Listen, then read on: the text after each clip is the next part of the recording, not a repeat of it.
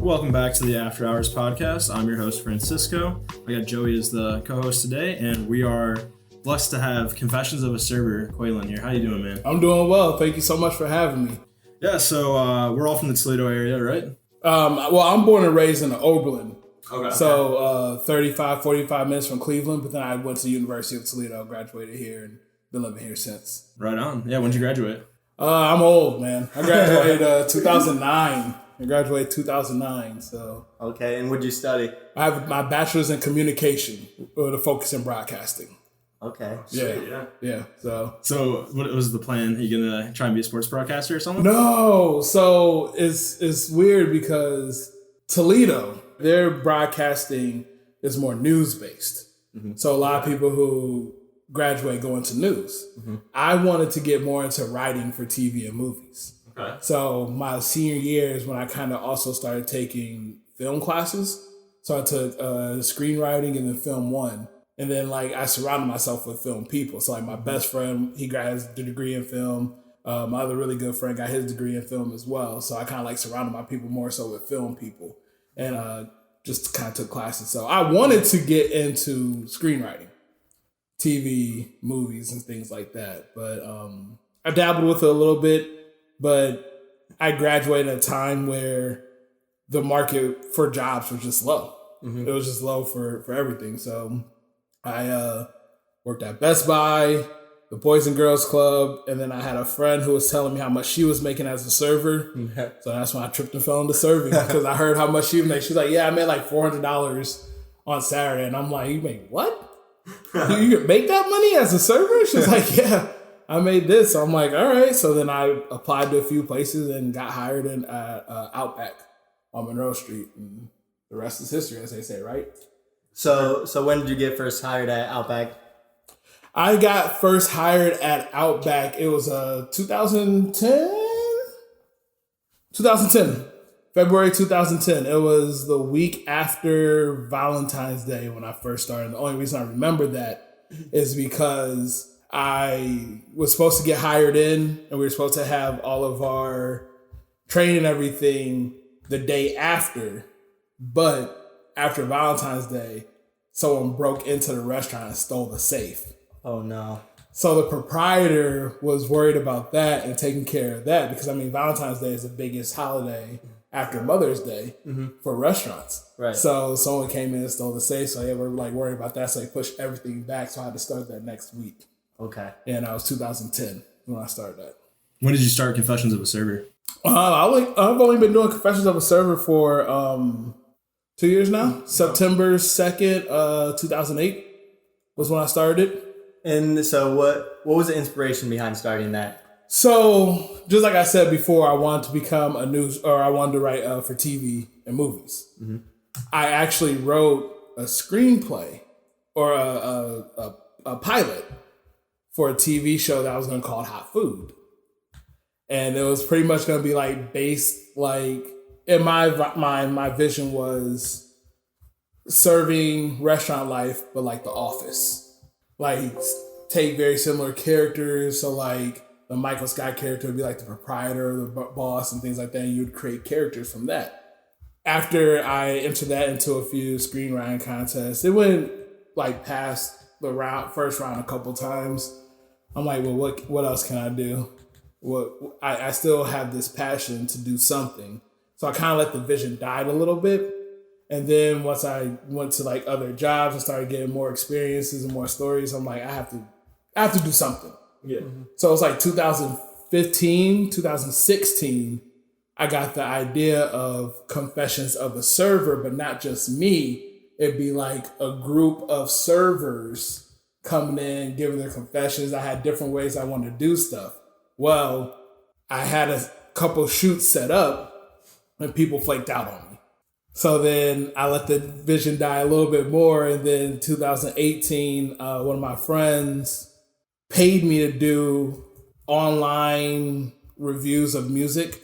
So it's called The Drop. So every Friday, new music would come out. He gave me a little tripod. He was like, can you just do this for me and he just gave me $50 to do it, $50 a month or something like that. Yeah. Right. After my very first one, he's like, this is one of my best friends, guy I talked to. He's helped me along the way so much. We've done a lot of stuff together. He's helped me a lot. He, after the first one, him and his wife literally called me up like, you're great on camera. Just pull fucking and just do it. Like, just do what you want to do. So then I literally started right like that next week. I made my first Why Servers Drink. It was like a little series I was doing for my Confessions of a Server where I got drunk in my apartment, just ranted about shit. Did that first one, and as they say, the rest is history. That's very cool. Yeah, sure. Yeah. So, like a lot of college students, they say that they go to college and they pay all this money to go to college, and their degree it doesn't help them in the real world. Mm-hmm. Would you say that having film and taking screenwriting classes have helped you in your journey? The actual classes itself, yes and no. Okay. Because, I took a couple broadcasting classes, so I learned how to work a camera. I learned how to kind of stack news writing so things will be interesting, and I kind of use that when I'm making my videos. There's a certain way that you want to build up to make stuff interesting. And then also I met a lot of my friends, my best friends in life. People I still talk to every day, hang out here in Toledo. I met all of them there as well. And I would never have that opportunity if I didn't come to college. Now, am I using my degree? Not necessarily. But, there were things that I did learn along the way. And plus, being in communication, you're taught, like, the first rule of communication is relaying a message in a way where the mass can understand it. I'm just paraphrasing. That's not word for word, but that's pretty much what it is. Yeah. You're learning how to communicate. You're learning how to relay a message so everyone can understand that. You have to do that as a server, as a bartender. You have to do that doing what I'm doing with my Instagram, my TikTok, stuff like that. Relay a message that I want to get across in a way that not only you two can understand, but someone from the East Side can understand. Someone who lives in the Hamptons can understand. Someone who lives down in Miami can understand. You get what I'm saying? Yep. So I learned things, but $70,000 piece of paper is just chilling in my apartment and I can't use, Right. And I saw you started a second Instagram. Yeah. What was the inspiration behind that one? Which one? Server with a sign, I believe. Server with a sign. Okay. How many Instagrams do you have? Wow. So just like I told you. Okay. So I will say this, that when I decided to do Confessions of a Server, my ultimate goal is to have a social media empire. I don't want it to be known as just Confessions of a Server. Mm-hmm. I wanted to be known across the board of having multiple successful social media outlets and things like that. That work ethic comes from like watching people like Kevin Hart and how he just dominates social media at everything. He's doing such a hard worker. Yeah. So I would preface that with that. So yours question, how many do I have? So I have my 2 podcasts, Celebrity Playlist and Original Thoughts Only.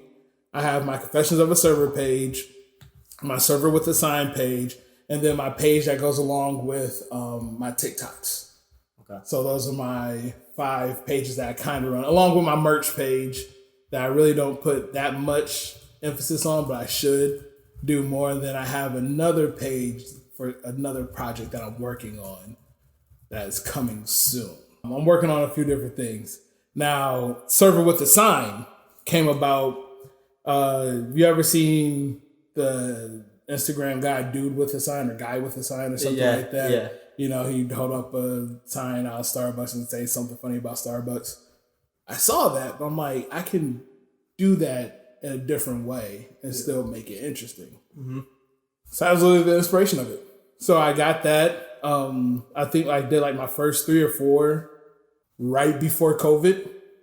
So my first one was stop trying to use expired coupons or something like that. And I did that like in the parking lot of the restaurant I worked at. The another 2 was I need a manager. And I did that like right on the line, like on the server line. And then I did another one that was on the back line that said, how long on table 7? And I had like a couple of my cooks that were there. So I got a shot down there. And then COVID happened. So I'm like, shit, I need a sign. So then I made the sign that actually kind of went viral that said, whoever invented COVID, your mom's a hoe. I think I've actually seen that one. So that went viral. Like I had people hitting me up like, yo, you're on this person's page. I'm like, who the fuck is this guy? And I go and check. I'm like, oh shit, he got like 3 million people. He like reposted me. Yeah. And then D'Angelo Williams, the old running back for Carolina Panthers, he reposted it. But then the one repost that really caught my eye was Caroline Bryan, Luke Bryan's wife. She actually reposted it, tagged me and everything like that, started following me. And since then, like her and I, we'll have a quick conversation like once a week since then, you know, or she just commented on one of my Confession of a Server posts I posted yesterday, and she was like, yeah, I just wish I could go out to a restaurant and, you know, be taken care of and stuff like that. And I'm like, yeah. So that kind of put me on a map, her reposting that I made one for her. And then just every sign that I made since then was just like around COVID. So, you know, and whatever's going on. So I made one that said, good morning, everyone, except for Carol Baskin. I made one that was like, if this sign gets one like, I'll drink today, and I'm holding like a bottle or something like that. So yeah, I really haven't done a sign yet for that. I kind of hit a roadblock with being funny with that, but I'm definitely going to get back into that one for sure. So kind of going off running all these channels, how hard is it running that many social media channels? Because that is a lot. Tough. I will say, though, it's fun because you have to have a passion for it it's a challenge. Yeah. It's a challenge. And that's what I love about it, because at first I was just serving. Mm-hmm. And once you do it so long, it becomes repetitive. It becomes easy, at least to me. So having to come up with different ideas for Confessions of a Server was starting to get challenging. And then I kind of fell in the hole where I was doing well with that. So I'm like, all right, I need to try to do something else now. Mm-hmm. So, but I mean, time is the one thing that's really tough. I'm just trying to figure out when I want to post for everything. And, you know, I could be driving down the street and think of something for Confession of a Server, then think of a great TikTok idea, and then forget all that because I get another idea for a celebrity playlist. And yeah, the only thing that doesn't come to me though is a fucking sign for Server with a sign. Like that's the one thing that like I don't think I posted that in like over a month. I just can't think of anything good to post on Server with a sign. But yeah, it's fun though. It's fun. I like the challenge. That's what drives me, is that I like the challenges. It's very challenging. So how many hours would you say between your serving job and all your social medias and your podcast would you say you spend a week? Doing everything? Yeah. A week? How many weeks are in an hour? Or how many hours in a week? 24 times 7, 168, somewhere around there. It's probably about 160. I'm the worst at sleeping.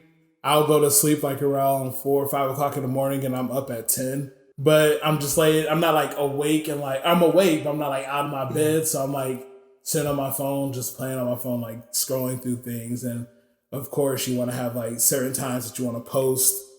You want to set out your posts and things like that. I wake up, I try to think of stuff, post. Now, am I consistently doing stuff? No.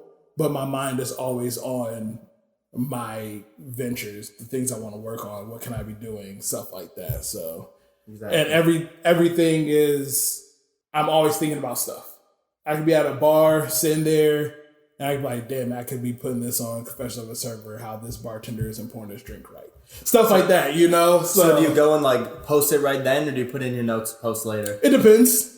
It depends on where I am. So like the one bar I go to, I'm like the regular there, so I can easily pull it up and throw it in my story. Like, look at this motherfucker pouring his beer on. And I know the bartenders and stuff. So straight up. Right, yeah. So, you know, so I'm really cool. But, you know, sometimes, but I mean, then again, the one thing that I did do over COVID was I did take a lot more time for myself. Because mental health is very serious, no matter what you're doing. So it was a thing where I kind of like stopped working as hard as I was. And, you know, I would take a day where I wouldn't do anything. I wouldn't post anything on any of my social medias. Mm-hmm. I would still open them and look at them to see what other people are doing, posting, stuff like that. Because, of course, you grow relationships with other content creators. Right. So you want to make sure you're supporting them and stuff like that. But yeah, there'd be days where I tried to just not post anything. And to this day, I still do that. Take a day or two where you just don't worry about posting and just consume. Yep. And look at stuff and be entertained for a little bit. And that kind of helps with my creative process as well. Especially in a time like this where you sometimes do need to just take a day off. Exactly. Yeah. Let go. I mean, yeah, the food industry is obviously one of the industries that got hit the hardest because of COVID. Yeah. How much time did you have to take off because of that? So March until whenever Ohio opened up the restaurants. It's like May 20th or something. Yeah. It was it May? Was it May 20th? So it's like the end of May, yeah, somewhere there. Yeah. So it was a Sunday. I remember that. That Sunday was because I was supposed to go to my birthday was that next Thursday. Oh shit! I was supposed to fly to Miami. I was going to be in Miami for my birthday. That next weekend, like when everything shut down, so I had to cancel my birthday plans. But hang out with Tyler Hero. I would have loved to. I would have loved to. Yeah. No. So the one thing when I started everything, I grew a friendship with a couple pages that were based out of Florida. One guy who does another podcast, his name's Marlon. I can't think of what's the podcast right now. It's just slipping my mind. But then two other girls that you may have seen, the Thirsty Bartenders. I've heard of them. Yep. Yeah. So those are my girls. Like Sammy and V, they're great. They're amazing. So I was planning on going to Miami, going to the bars that they worked at and just, on their off time, probably hang out with them and stuff like that. But also my friends were going to go down. There was going to be 4 of us who were going to go down. So that happened. So I had to cancel that trip. And I did do to go for a little bit, but it was just a waste of time. Mm-hmm. Going in, making $6 a shift. So I'm like, I'll just fuck it, go on unemployment and just try to focus on confession of a server and trying to build. And that's what I did. And it was good. It was good for me. Yeah. Right on. Yeah. Hell yeah. Would you consider yourself an influencer? Oh, I heard you say content creator. Yes. Yeah. Yes. Yeah. I am, because not in a sense where I think people are looking up to me to be like Charlie D'Amelio or something like that. Yeah. Like, I'm selling a product they're going to, but influencer in a way where people know they have access to me. Mm-hmm. And if they want to reach out to me, I will help them if I can, so I've influenced a lot of new servers. They've come to me, asked me for advice, stuff like that, and I will give them advice, Gotcha. Of course, when you run a play or when you run a page and you reach certain points, you're going to be looked at as an influencer. And I don't mind being looked at as an influencer, honestly. When I first started, I'm like, I just want to create, I just want to be doing something. So, yeah, kind of like now, I guess I'm an influencer. Okay. I guess so. There's nothing wrong with that. Yeah, but the thing is, I don't see myself as an influencer because I don't see myself as big as an influencer level, millions of followers, like 100,000s of followers, stuff like that. That's what people keep saying, not yet. So, I still look at myself as just a guy who lives in Toledo, Ohio, who is running everything through his phone. So yeah. And kind of going off of that, do you see a time where you quit serving completely and just focus on content creating? I would lie to you and say that isn't the goal, because eventually it is. No one, as much as I enjoy serving and working in restaurants, no one wants that for their entire life. Mm-hmm. There's nothing wrong with it. My passion is creating. Mm-hmm. My passion is entertaining in that way, not so much serving. So yes, I hope I can get to that level. I hope I can get to that level, by the end of this year. Right. I hope to have set up enough things so at the beginning of 2021, I can be like, I just want to strictly focus on this and make it really happen for me. For sure. I just feel like that's where my strengths are. For sure. Oh, you're a great communicator. Thank you. On this podcast firsthand. Thank you. So would you say that comedy is what you're like you've always strived for? Is there any been like other genres that you've tried to hit along the way? See, I will preference that with saying this. People say I'm funny and people laugh at what I do. Okay. But would I consider myself a comedian? No. Okay. Not at all. I just say realistic things in a funny-ish way, or I'll tell a story and it's relatable. You know, I feel like that's one thing that made my Confessions of a Server what it was, because it was more so relatable, not so much funny. Now, with my TikToks and stuff, yeah, I might try a little bit more comedy aspect behind it by the way that I say things and the way that, like, what I say is kind of comedic, like how I say all ultrasounds look the same. They do. See? They do, right? Like, all ultrasounds look the same. So I'm like, stop showing me your ultrasound. Yep. It looks identical to mine when I was a kid. Like, there's no difference in the ultrasound. So it's not like I'm like being funny. I'm just saying realistic things, and it's just funny that's the way that my fucking mind works, because I'm weird like that. Like, who else have you ever heard say that? Right. That all ultrasounds look alike. But that's just like the stuff I think about. Like, you know what?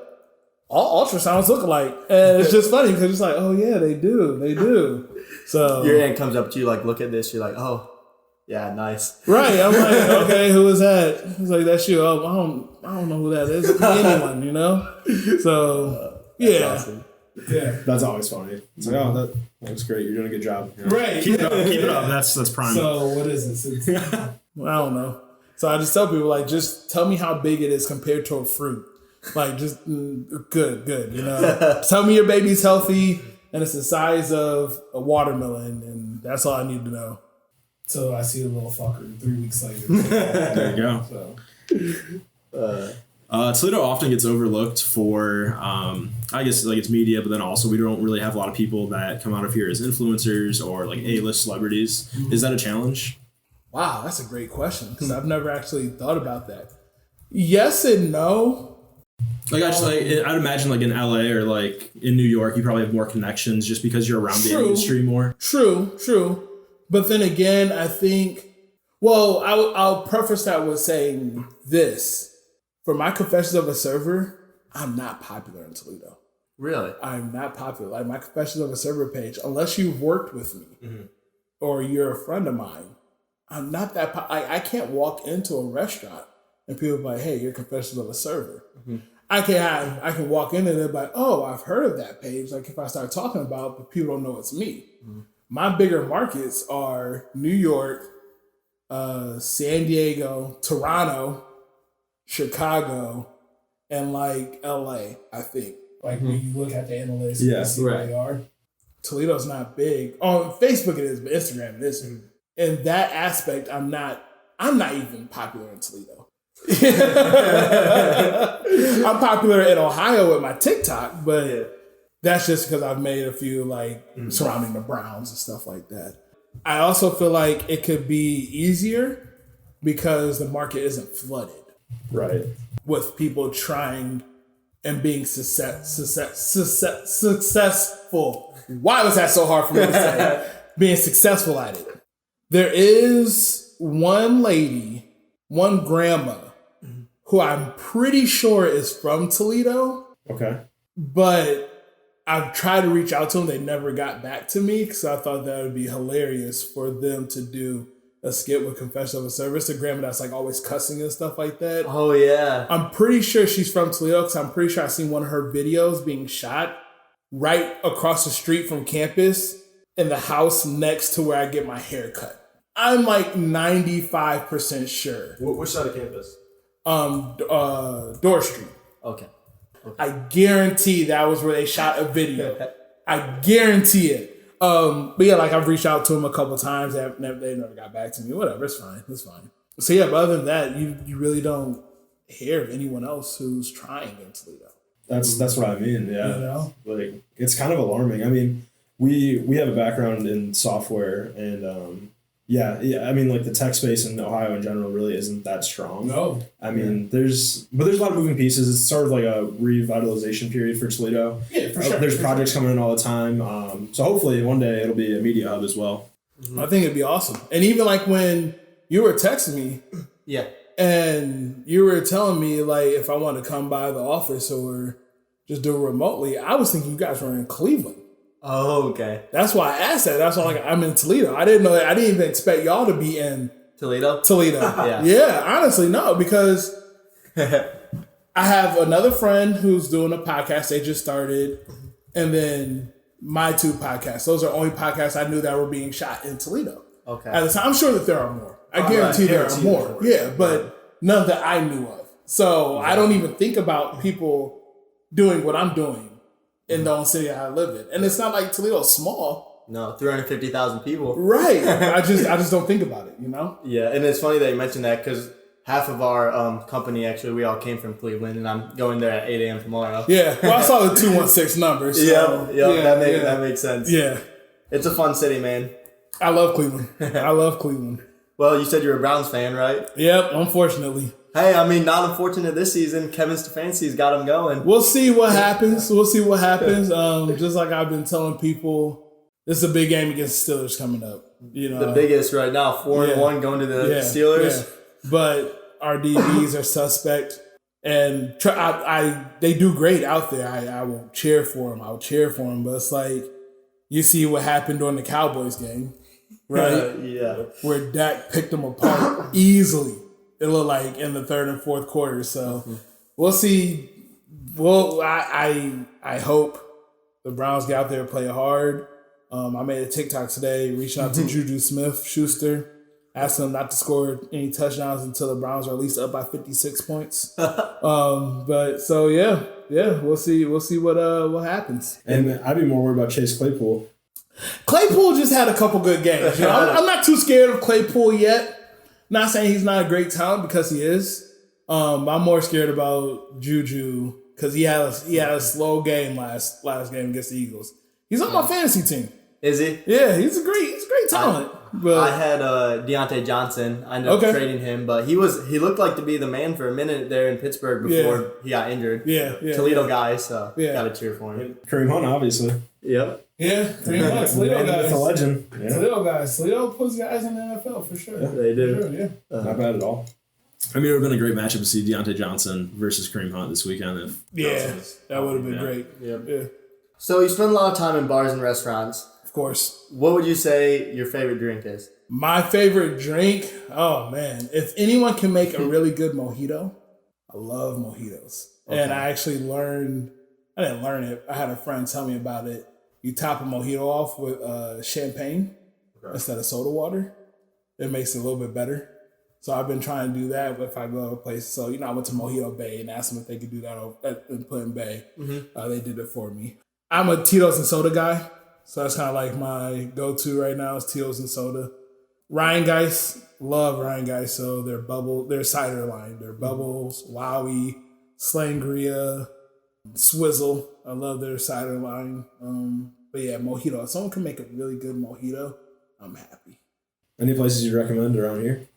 In Toledo? Yeah. Or a mojito just to go? In Ohio, we'll say that. Toledo or Cleveland because I'm going to Cleveland tomorrow. Just to go out to eat and stuff like that? Eat, or drinks, for a mojito, like where would you go? Oh, for a mojito, I mean, that's the only thing that's a bad thing. Like here in Ohio, there's not many places that make good mojitos. That at least that I haven't had because a lot of places don't carry mint. I don't know why, but places don't carry mint. But you're going to Cleveland, Barrio. Yep. Barrio's a great spot to hit up. Toledo, one underrated spot that a lot of people don't know about is Ice downtown. I honestly don't think I've heard of it. I thought we hit them all. But I'm embarrassed. I know. I don't even know where that's Ice is probably one of the best restaurants in Toledo. Okay. Like, in my opinion. It's so good. It's a little underground. If you're taking a date there, it's a perfect date spot. Because you won't get good reception, so it won't be on your phone. You can actually fucking talk to the person across from you. But I love Ice. It's really. I've had birthday parties there. I always go there during restaurant week. Love it. Yeah, there's a lot of places around Toledo that are good. I always go to Fusion Bistro. It's the sushi place, not the one in the new complex area, but the one in Cricket West. That's my home bar. Okay. That's where I always go to. Not the Fusion on Secor. No, it's right across. It's right around the corner. Fusion Bistro, right? Cricket West, yeah. Okay. So where Calvino's is, Yep. they have the Cake in the Cup over there. They just opened the Zingos. Okay, sweet. Yeah, Fusion's over there. So yeah, there's a few places that I frequent. Greg's Diner's another one. Monroe Street Diner. Those two diners are good food there too. Yeah, Have to check some of those out. Definitely gotta check those out for sure. Definitely. Zombie bar crawl. I was just thinking about that. I don't know why. Halloween's coming up. Yeah. Did you go to that before all the COVID stuff happened? I went once. Okay. And I am not a fan of zombie bar crawl. Really? I'm not. They don't execute it well, in my opinion. Everyone loves it. They love it. It's something to do. I love that Adams Street and the city of Toledo does it, but the execution of it is so poor. Of course, they're not going to do it this year because COVID, which is probably the safest thing to do. Especially with, 50,000, however many people come there. That's the thing. It gets so packed. You have to wait for a drink. The bathroom situation is fucked. And then everyone gets completely wasted and it just turns into a shit show. Yeah. I also don't go to GAF. I don't go to German American Festival for the same exact reason. Okay. Because it just, people get drunk and it just turns into a shit show. So... yeah, I chill. I stay away from that mess. I'm getting a little bit older. Yeah. I don't want to be around all that because you never know what's going to happen. Mm-hmm. You don't want to put yourself in any danger or anything like that. I'm not saying Toledo's a dangerous place, but you just don't know about people nowadays. Right. In anywhere you are. You know, they get drunk or do drugs or whatever happens and you just don't know. So would you say you're more of a house party guy than a big festival type of guy? Yeah, for sure. I'd rather just go over to someone's house, have a couple of drinks, and just hang, listen to music and stuff like that. Now, back in college, one thing that we used to do at UT, we used to have Alvin Fest, where they would close down Alvin Street. Right here. The whole entire street. And it would just be, all the houses would just be a big party. They did that 2 years that I was in Toledo, and they shut it down. Oh. But it was pretty much like Zombie Brawl Call. Like, they would shut down the whole street. And it was just go for it. It was always in the spring, like right when the weather was starting to become good and everything, sunny and stuff like that. It was so much fun. So I love going to Alvin Festival. Yeah, I'm too old to be all around that stuff now. Yeah, we spent a decent amount of time at the townhouses in our younger years. Yeah. Love the townhouses. Really? Townhouses are fun. Yeah, in college. Yeah, I mean, I would go around and. I had fun in college. Mm-hmm. I had a lot of fun. I was very popular, but it was fun. Cheers to that. But I live in the townhouse. The next morning after the party is not the fun part. See, I never threw parties. I lived in Old Town. I had a one bedroom apartment. Mm-hmm. So I never had to clean up anything. There you go. I would just go to somewhere and just bounce out before everything closed. Old Town's a great spot because it's right near everything. Yeah, You walk across the street, you got the tailgates, you walk behind Engineering, you got the parties there. Yep. You got people doing stuff in Old Town. It's a good spot. And before, right where they closed off, well, everything's closed now, but right by 7-Eleven, they had a big club there. It was Gators when it first opened. It used to be a bowling alley and then turned into Gators and Omni, and then right where there's a restaurant right there. Is that the one with the green U sign out there right now? That used to be a bar as well. Okay. That place has just been a revolving door for how many years now? It also used to be a coffee shop. But they took the coffee shop down right there. They closed it. Someone died there. Jeez. At the coffee shop? In a fraternity, yeah. Oh, wow. But yeah, all that area used to be like bars and stuff. So I lived in the Old Town. I would just walk right down the street and go to the Rhinos, Omni or Gators, and then Rhinos turned into L House, and it was fun. It was fun times. A little bit back to Confessions of a Server now, or your experience as a server. Mm-hmm. What is the worst table you've ever had to wait on? There's so many. There's so many. I want to hear a few of these. You got some great ones. Don't limit it to one. I mean, I had a lady call me a shithead and tell me I was useless. I'm going to actually post this. So for another podcast, I told this story, and I'm going to actually post it as my actual post sometime. But this lady, she was mad because we stopped selling clam chowder and something else she wanted. And she was just horrible. She looked like the little alien lady off of Monsters Inc. Like the yellow supervised lady. That's what she looked and sounded like. Looked and sounded just like Mike her. Wazowski. Yes. Mike Wazowski. Like, that's what she sounded. Exactly. She was just an old, miserable, old hag. And she was the worst. So then, yeah, she would always come in. I hated serving her. And it's probably the one time that I probably should have got fired. I'm not going to say exactly what I said to her, but I did pull her in and just pretty much told her I hated her and I was never going to wait on her ever again.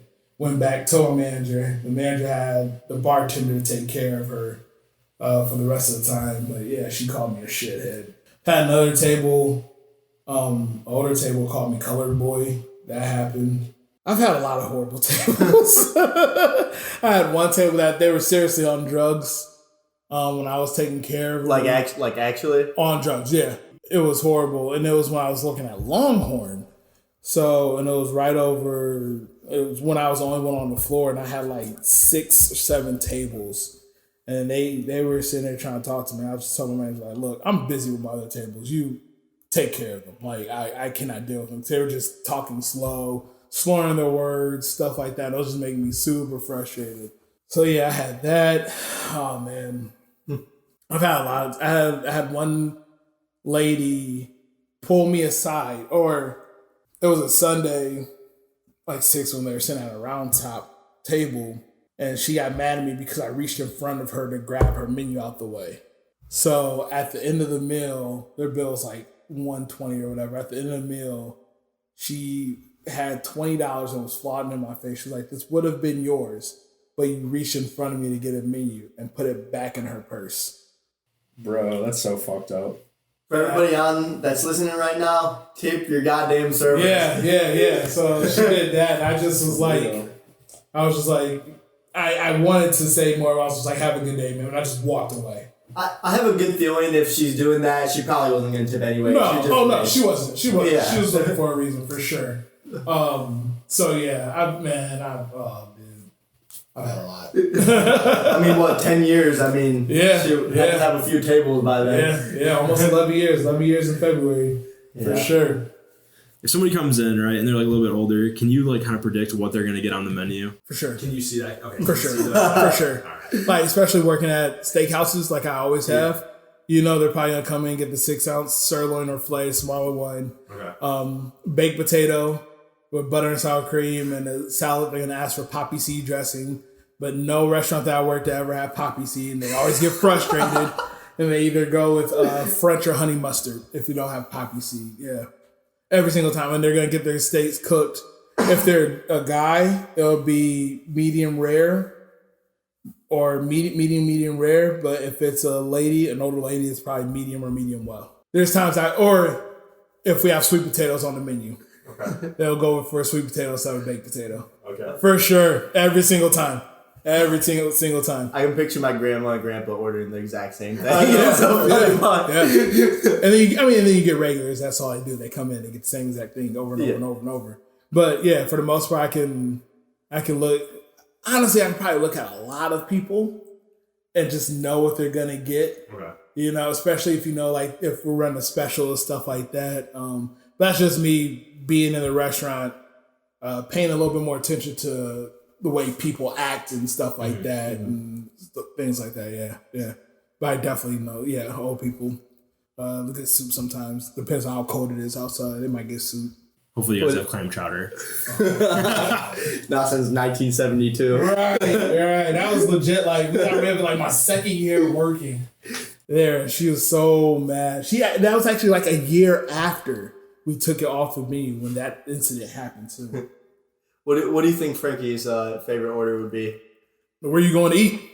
Let's say steakhouse. Steakhouse? Oh, yeah, for sure. You're probably more of a ribeye or a strip guy. Yeah. And then you'll probably get. How do I like my steaks? I'm gonna go medium rare.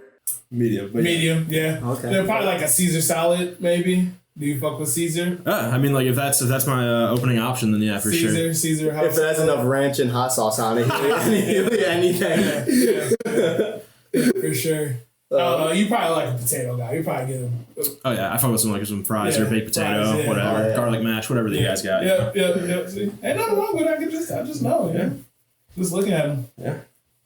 Well, we talked about some of the cringier times that you've had to wait on a table. Has there ever been anybody that was just an extraordinary person to wait on and they gave you like a big tip, or they were just genuinely nice or something? Yeah, I'm sure there's plenty of them. But you meet the worst of the worst, but you also meet so many amazing people being a server. Okay. Like as regulars and stuff like that. All right, well, Joey's leaving everyone, so see you later. Real quick. See you later. Joey just fuck off and just left the whole podcast. All right, yep, good seeing you. I've had a lot of regulars, They say regulars keep the business open. Yeah, that's true. I just actually hung out with some who became my regulars when I was at Longhorn. I haven't worked at Longhorn in about 4, 5, 6 years. Just went out to eat with them for a birthday. Nice. So I've built friendships from waiting on people. My one regular I used to wait on, Peggy, she was probably the nicest, most genuine older ladies ever. And she would tip me well, but I would tell her she didn't need to. She was like a grandma to me. Like that was the vibe that I got from her. She was more like a grandma to me, and I would come in, or whenever she would come in, they would know, don't see my other tables, because I'm spending most of my time talking to her. But she was just awesome. And I still keep in contact with her. She called me over quarantine COVID time because I was on the news. Gave a little interview about confessional service stuff, and she saw me on the news, so she gave me her phone, or she called me. So what news station? I was on both of them. Okay. I was on W2OL? Yeah, I was on 11 and 13. How'd that happen? I got friends that work there, and okay. A few of them follow my stuff, so okay. They did little stories on me. Yeah, awesome. That's pretty awesome. But yeah, I've met a lot of amazing, but not just customers, coworkers as well. Mm-hmm. A lot of coworkers. I mean, I don't keep in close contact with them, but you definitely build friendships with some of these people that if they needed anything, they know that they can call me, and if I can, I will, and vice versa. Mm-hmm. Great people I've met as well. So do you have friends from pretty much every place you've worked at? Friends? Acquaintances? So being in the business as long as you are, you want to be on here? I'll be on for a second. There we go. How's everyone doing? Just to let everyone know, I have my live on TikTok going for all the people who are listening. So my very first restaurant, I had great friends on there. I kept in contact with them after I left the restaurant, but it was just a thing where, they were still working or they just went to somewhere else. I was somewhere else. So we weren't working together. We didn't see each other a lot like we were. Mm-hmm. And then when I was at Longhorn, same thing. One of my managers I still keep in contact with. Two of my friends I still keep in contact with them. And then Bubba's 33, I worked there. I really don't talk to anyone there anymore. I was only there for a year, and I really did. And that's when I was focusing on confession of a server, and I wasn't focused on being friends with people. Gotcha. So I haven't heard the best thing from some of the Bubba servers, so it's a very hard clientele to work in. Oh, you done? I'm good. Had to say hi to the followers real quick. That's all right. It's all right. It's a very hard clientele to work in, that Monroe Street area. But I also went in with a different mind frame than a lot of them. Mm-hmm. I'll say nothing bad about any of them because they're all great people who worked there, who was there when I was there. We had some funds inside the restaurant, but I was, just like I said, I was starting Confession of a Server. My mind frame was growing this, not actually like going out and having fun with people. So I was just in a different mind frame. And some people didn't like that, which, whatever, because I wasn't as friendly or whatever, but I went in to get stories, to work, and to go home. I didn't want to be all cheery and joke around with you and stuff like that. Like, right. I was too grown for that, too old for that. So, what is one thing that you wish you would have known when you first started serving that would have helped me now? Yeah, that would help you now. Or anybody that's listening, going into the industry as well. It's only food. It's only food. People are going to complain no matter what. People are going to try to make you feel bad when you're a server. People are not going to be happy. But at the end of the day, it's only food. So not to get too mad over stuff. And also, don't be scared to mess up. Because I fell into a restaurant as a server. Like, I wasn't a host. I wasn't a busser. I didn't work my way up. I was hired in as a server my very first job. So also another thing is just don't be scared to mess up because you are going to mess up. That's what the managers are there to help you, to help fix, to be liaisons if it's too bad of something. Just don't be scared to mess up and always remember it's just food. Yep. Like no matter how life or death, people are like, well, unless it's like a peanut allergy or something, whatever it is, death. But yeah, it's just food. I see where you're coming from because I've actually had a girl, she said it was her first night as being a server, and we were like a 12 top table, and they just stuck her on that like her first night, and I'm like, I've never been a server. I don't know how that feels. Like, and some people I think get all worked up and they're like, oh, she's not coming here fast enough, this or that. And it's like, you don't know, like, she told us it was her first night and it's like, you don't expect like, that would be insane to do your first night, you know? I still have trouble now with a 12. Right. You know, it's not easy. Like the job that we have is a very difficult job. Do I make it look easier? Are there servers out there that make it look easier? Yes, because we've been doing it for so long. People like me, I'm great with communication. That's what makes me stand out. I could fuck up the whole entire table, but I can talk my way out of a paper bag. And I can make sure that you, even as angry as you are, it doesn't always happen, but I know I can get you to smile. And I know I can get you to laugh. And that's my one thing that I always try to do. Have them laughing at the beginning of the meal and make sure they're in a good mood at the end of the meal. Because those are going to be more likely the two things that people are going to remember. Right. How you were at the beginning and then at the end. And also at the end because that's when they're writing out that tip. Yep. You know? And those are probably the most important parts. You know, everything in the middle is going to happen.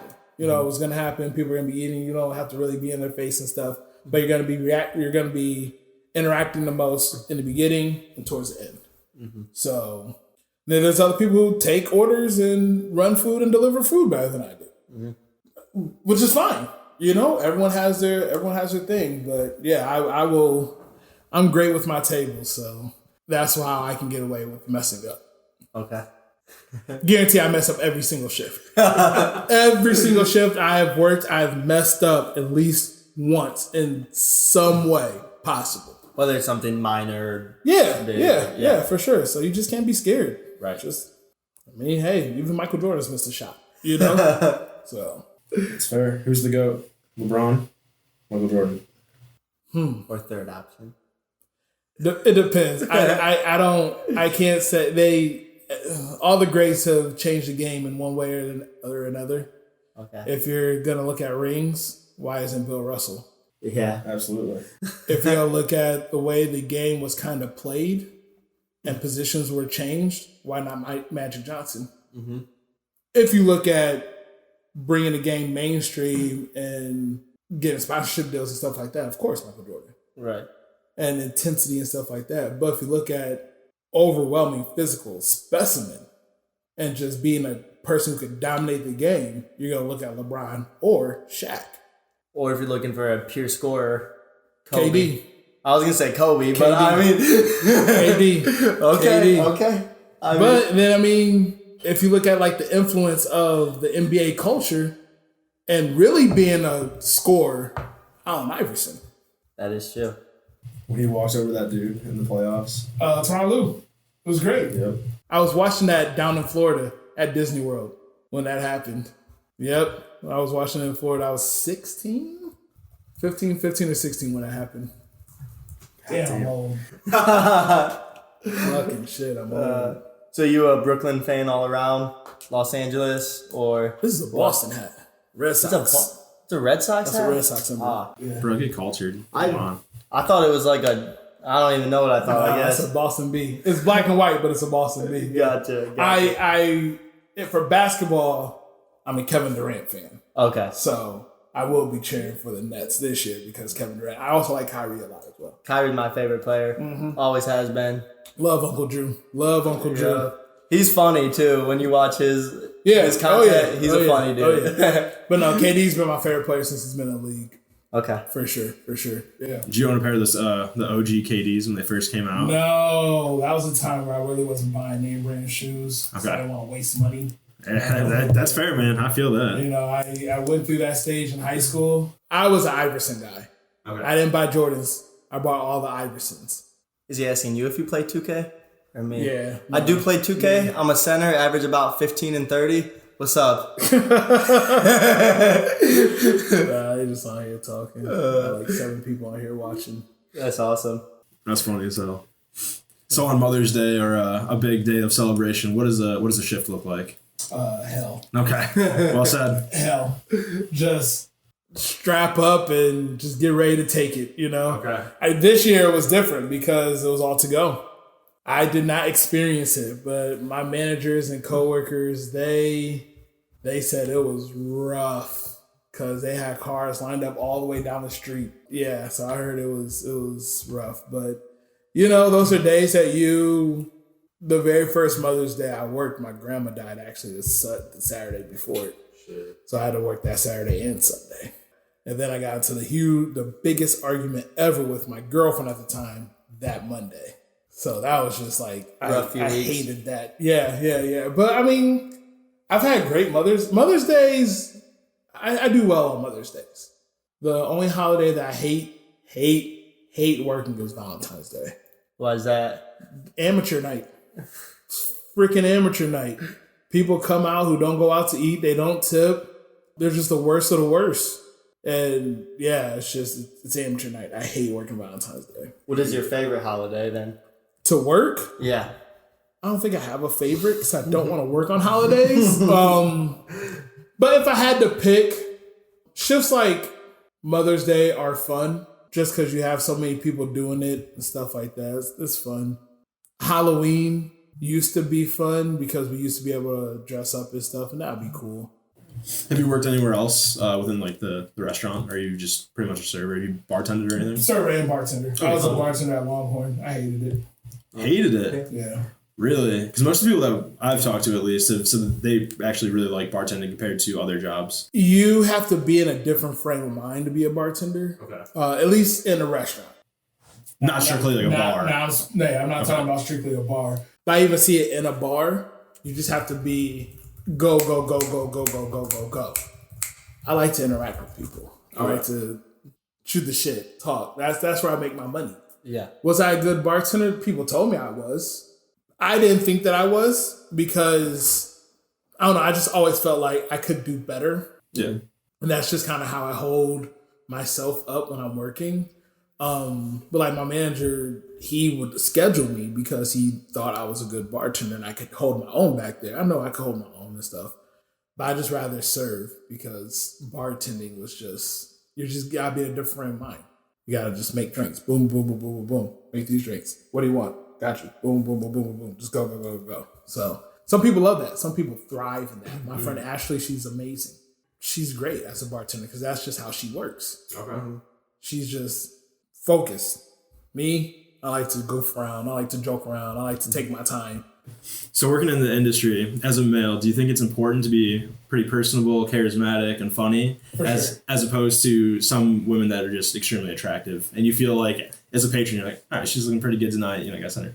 I will be the first to say female servers make more than male servers. Okay. And I know that might be a little controversial, but that's just the thing. For a male, we have to be funny. We have to be on top of our shit. A female can just go in. They need that rent money. They put on the makeup. They perk up the girls a little bit, and then they're gonna get tipped well because you're gonna have if like single guys come out to eat. Who they rather be with, a male or a female. And then they'll tip a little bit extra for a female server, stuff like that. So I definitely go on a mind frame, but I used to have a regular who actually rather have male servers than female servers because male servers, she thought, and her husband thought the same way, were more professional. because they had to be, you know? Yeah. And it's not anything wrong with female servers. Hey, get your money however you want. Like, at the end of the day, you are there to do a job, get tipped as much as possible, and that should be your number one goal. You know, so if you have to flirt to get it, fucking flirt to get your money. I'm not judging anyone. If I could do it, I would. Yep. You know, I'd turn on this smile anytime I can to try to get money. But yeah, males, they have to be more professional because they have a smaller margin to mess up, you know, before your tip is gone, you know. Mm-hmm. So females, they can sit there, smile, bat their eyes, get out of stuff, maybe cry a little bit, you know, and be able to get stuff. So kind of going off of that, what is your opinion on a tip pool versus solo tipping? Hate tip pools. Okay. Hate tip pools. I will be the first to say tip pulling is the worst. But that's just because you're a good server. Yes.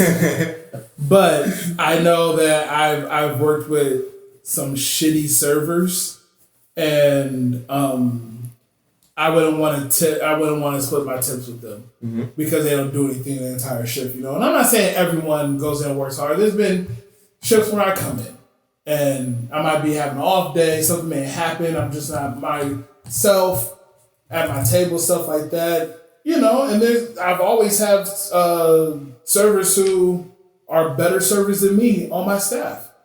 I will admit it. I'm not always the best of the best. Am I one of the best? Absolutely. But are there other servers out there that I've worked with that are better than me? Absolutely, you know? But I will say, my personality, how I deal with my tables, I get tipped better than most. Mm-hmm. Because I can have fun. Even if I mess up the entire order, I'm going to have fun with that table. And they're going to be a little bit more apologetic. Just because my personality. That's not me being cocky or anything. That's just my personality. So for that reason, I would hate to work my ass off, wooing my tables, getting tips, and then have to throw all my money into a pool and get a portion of what I made. I was talking to this girl. She tipped pool at her restaurant, and every day she would come back and tell me, yeah, you know, she worked in a place in Lakewood. And that's funny because my sisters work in downtown Cleveland. I'll get to that next after yours. Okay. And they live in Lakewood. That's where I'm going tomorrow. Yeah, and so she was like, yeah, you know, I made $300, but then after tip pool, I only walked out with like $230 or something like that. I'm like, why? Yeah. Like, I would be so frustrated if I go into a shift, make $300, and then only walk out with like, and you know, I understand like tip share and stuff like that. But she was like, yeah, after tip share, I'm walking out with like $220. I'm like, oh my gosh, that's so to go off of that, both my sisters work at one of the bigger bars in a pretty nice area in Cleveland. Okay. And one of my sisters made $700 in one night. She only took home about $350. No. So that's how I know about tip pooling. But for the most part, they do have good servers there. But yeah, for sure. Regardless, like all their servers are great. I'm not going to mention the restaurant, but all the servers are great. Mm-hmm. But it's still, I just cannot imagine like them busting their ass making $700 and then taking half of it home. Yeah. It just, and it's not only that, like, you know that there's another server who, for whatever reason, right, maybe they weren't as busy or maybe they were horrible or something like that. They didn't make as much as you did. Yep. So you're giving them some of your money. that's just not my thing, you know. And they split it with the day shift too. Oh, and really? Obviously it's for the whole day. So the day shift, the first half of the day, you have, 8 tables. The second half of the day, like I said, bigger bar in downtown Cleveland, you could have hundreds of tables. Yeah. So it's like, especially on like a game day or something like that. Yeah. So one person can make $40 in their few hours there, and then somebody else can make $700. But regardless, everybody's making $40 an hour, whatever it is. Yeah, that sucks. So that sucks. Yeah, I would be upset with that. Yep. But I mean, I've never. If I had to work in a place at tip pool, of course I would do it. Right. Of course I would be a team player. Of course, I would just do it. I might not like it, but I would do it still. But yeah, I do not like tip pooling. I'm not a fan of it. My dad's worked in the industry for a very long time. He's done pretty much every job under the sun, including owning multiple restaurants. Mm-hmm. He says that the worst tippers are teachers. And I don't know if you can attest to that or not. No. Okay. No. Not my experience. We're also not like from like a college town back home in Detroit. Yeah. Okay. So it's like a more of like a upscale restaurant. But. And it also might just be like state might be different and stuff like that. But every time I get a teacher, I think it's always good. The people that I think in general tip the worst are like families that have new kids. Multiple. So like a 4-year-old and like a 2-year-old. Okay. I think, and I'm not saying like they're bad tippers in general, but like I always know that it's going to be like right at like 15%, you know, or it's something like that. And it's like, I think that's worse is because. Let me bring the calculator out. All right. Like, yeah. Like one, of course, they're like a table or like they're like a family. So they might be a little bit more frugal with their money, whatever. That's fine. But also like the work you put in, like cleaning up after their kids, making make sure the kids aren't crying and get their food out and stuff like that. Like you should be tipping me more for taking care of these little fuckers. Sorry, kids in a restaurant are like are my What do you do when you see a kid like climbing over the seats and jumps out? I hope he falls. Kids in a restaurant are the best form of birth control. Yeah. And if any viewers have any questions, that'd be awesome too. I'm just reading what they're saying. Don't even drag teachers like that, bro. No one dragged the teacher. I said that they're great. I'm not even paying attention. So what advice would you give somebody that's entering the food and beverage industry? Leave all the stereotypes at the door until you actually are in there working. Because every restaurant is different. Every staff is different. You may have heard horror stories from friends who worked at one restaurant. It's not going to be like that at other restaurants. Yeah, you're going to run into similar situations and stuff. That's why I think my page is so relatable. Because I could talk about something here in Ohio and it can resonate with someone overseas in Dubai or something like that, you know, or Italy. I know I have a lot of followers in Italy. Really? Yeah. That's sweet. But in general, like working with staffs and stuff, like leave a lot of the stereotypes at the door until you're actually in there working. And also just get back to what I said before. Don't be scared to mess up. It's just food. Have fun with your staff. And also know you are there to do a job. It's still a job. Like, yes, you want to be friends with people. Yes, you want to turn these people, like, treat them as if they're family and stuff. Yeah. But you are there as a job.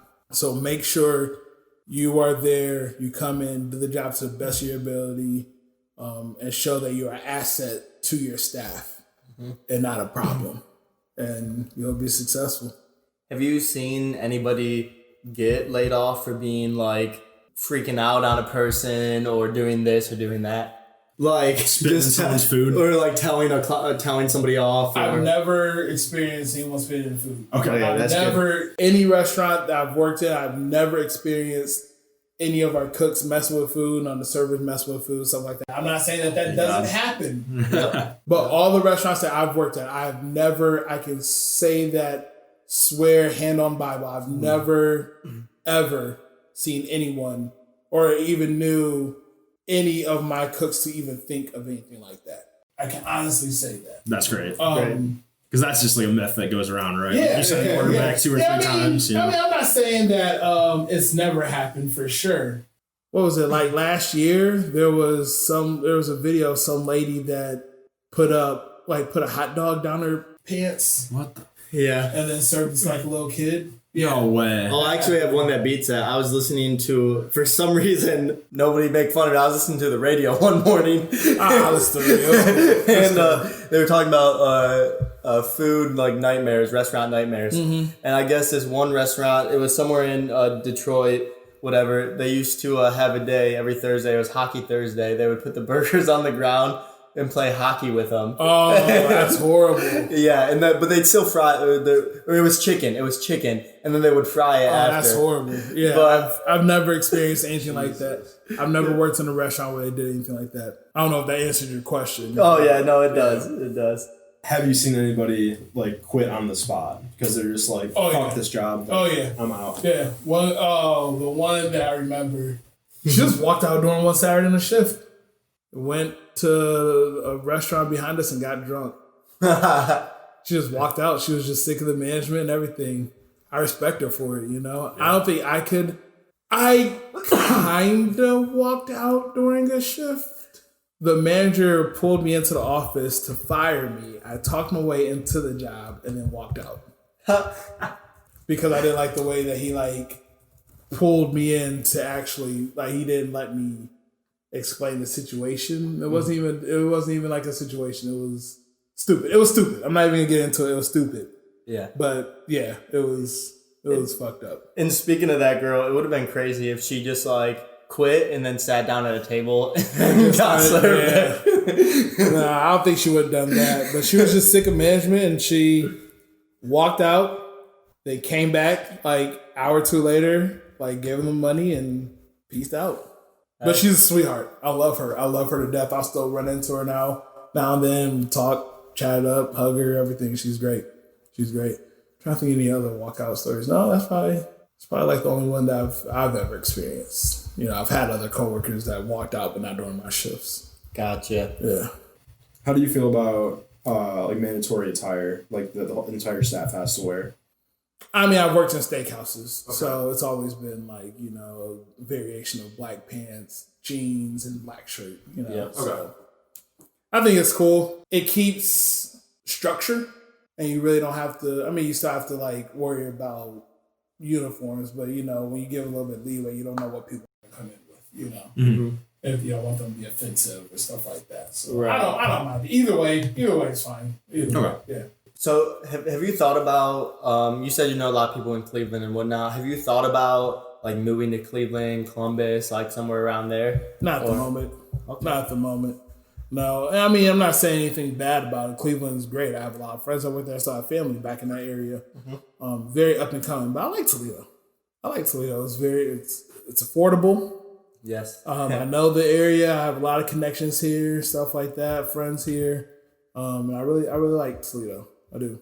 Would you say there's a hangover recipe? True story. Okay. I don't get hangovers.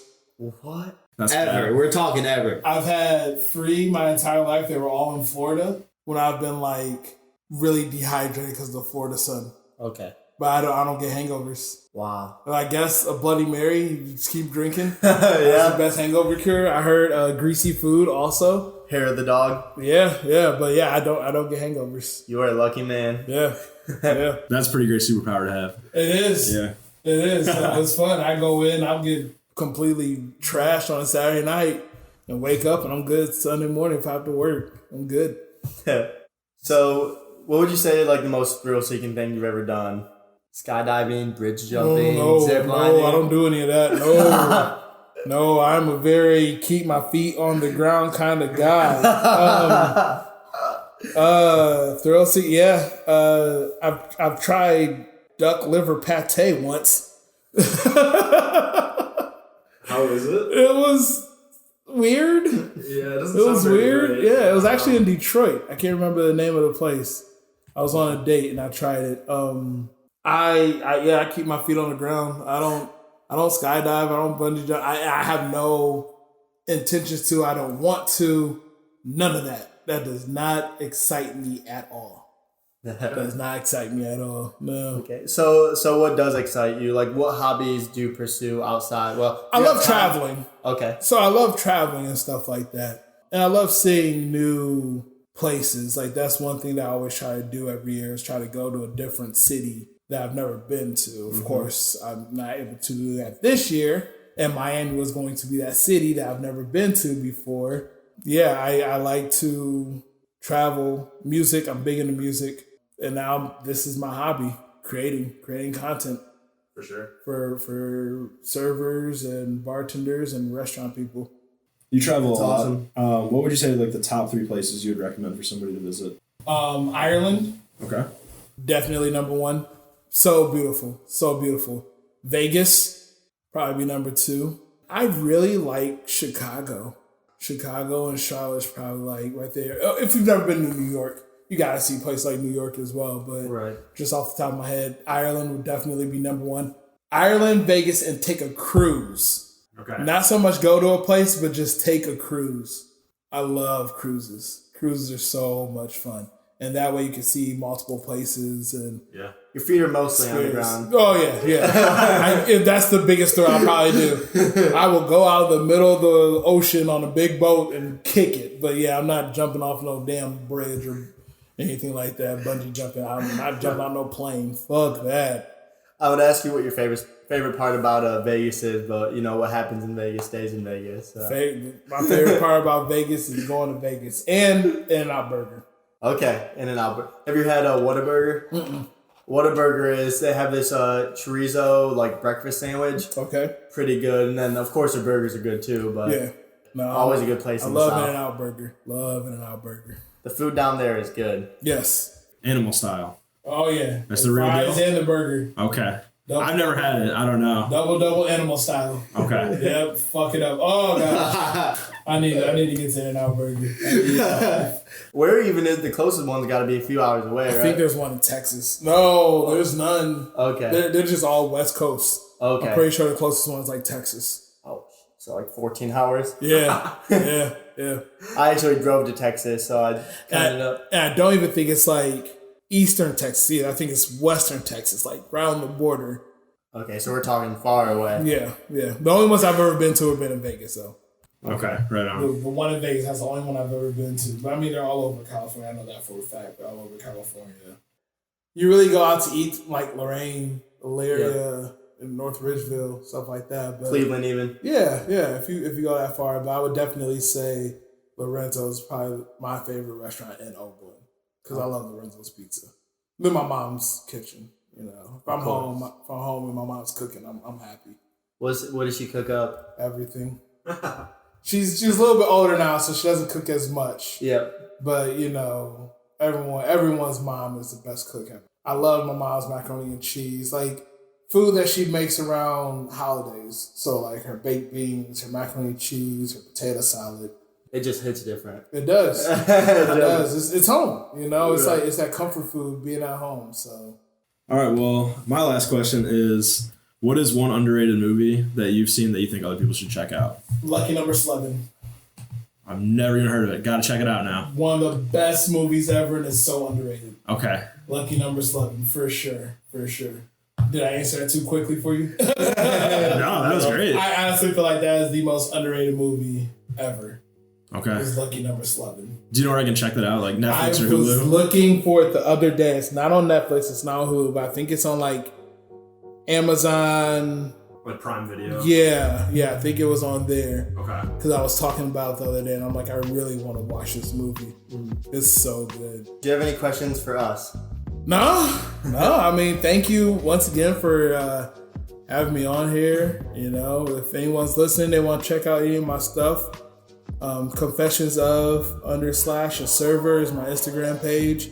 You can find Confessions of a Server, Facebook, YouTube, server with a sign. It's just my Instagram page. That's one I only have on Instagram. And then my TikToks, QHarris8. Check them all out if y'all want to listen to other podcasts. Sorry, plugging all my shit.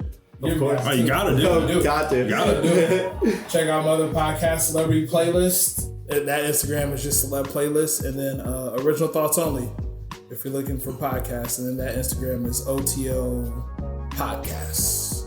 So check everything out. Sweet. Thanks, man. It's been a pleasure. Yeah, thank you. Thank you again for having me. It was great. Thank you. That was fun.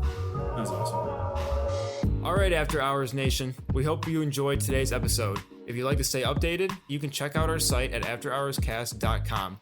Don't forget to tune in next Tuesday morning for our next episode. After Hours Nation, stay thirsty, my friends.